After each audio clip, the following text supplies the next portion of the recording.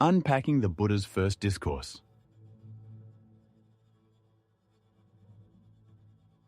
Episode 9. The Cessation of Suffering.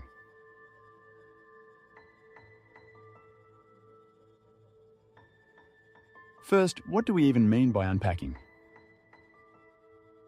We can define unpacking as the intense scrutiny of traditional Buddhist and Zen texts. A scrutiny that often breaks down the texts sentence by sentence, phrase by phrase, and occasionally word by word. And why even unpack at all? Because not all of us have the opportunity to regularly engage with a living, breathing, enlightened teacher. Understanding that in the Zen tradition, it's this engagement that substitutes for the critical reading of the traditional texts.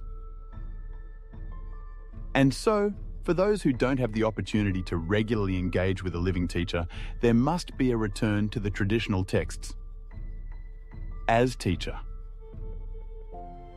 And with that return is the understanding that the texts are best approached as sequences of riddles, or perhaps as sequences of landmines.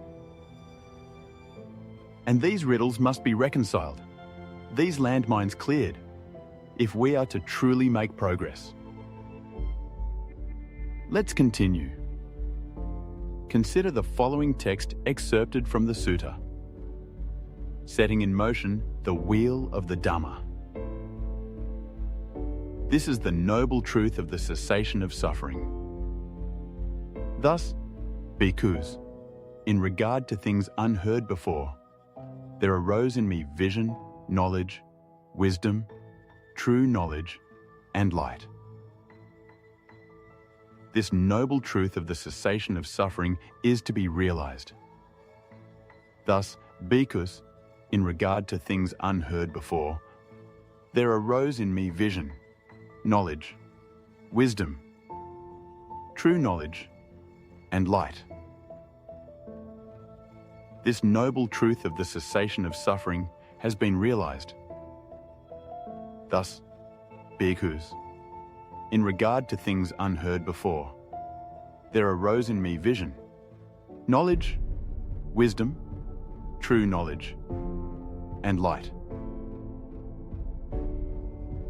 And in aiding in the unpacking of this brief excerpt, we might consider a handful of questions. First, what do the repeated phrases vision, knowledge, wisdom, true knowledge, and light suggest about the nature of realization in the context of the cessation of suffering? Next, why might the Buddha describe the cessation of suffering as something unheard before? And what implications does this have for how the noble truths are to be approached? What is the significance of the threefold structure? Recognition of the truth, the task related to it, and its completion, in the formulation of the cessation of suffering. How does the structure of this passage reflect a process of experiential insight rather than mere intellectual understanding? And finally, in what way might the phrase has been realized point to both a personal and universal dimension of liberation in the Buddha's teaching? And so, we're now into the meat of Buddha's first discourse. More to come.